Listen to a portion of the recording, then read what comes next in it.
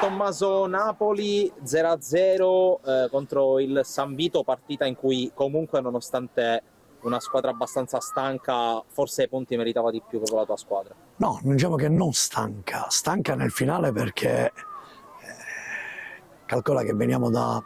una partita bella tosta di Castellammare del Golfo e dove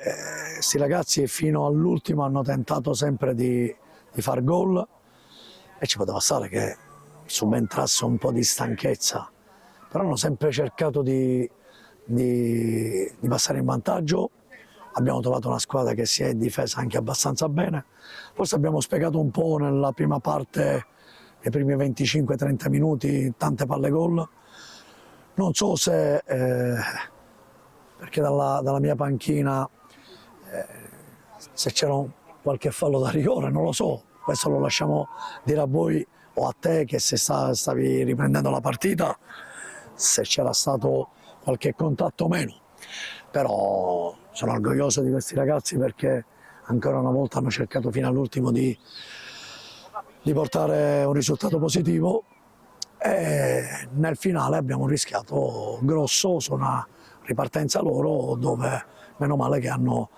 non hanno trovato la porta e hanno tirato leggermente fuori dalla porta.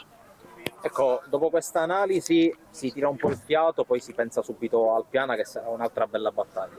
Sì, in un campo abbastanza ostico, con una squadra che è stata costruita pure per qualcosa di più importante, perché tra quelle insieme al Gela, Atletico Palermo,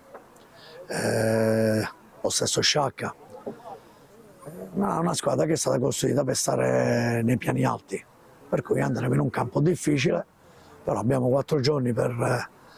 riprenderci, riposare, rimetterci a posto e andarci a giocare la nostra partita come abbiamo sempre fatto in ogni campo. Tanto tanti ex anche della scorsa stagione, sì, da quella parte. Sì, ci sono ragazzi come Chinnici, il Giorgio, come Maltese, lo stesso Miliziano, non so se della partita perché aveva avuto un infortunio, lo stesso Scalisi, centrocampista, anche se l'ha avuto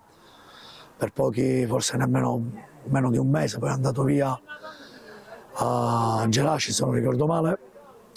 Diciamo che ci sono alcuni ex, ci sono, però lì è sempre bello rincontrarsi e battagliare sempre in un campo cercando di dare sempre il massimo.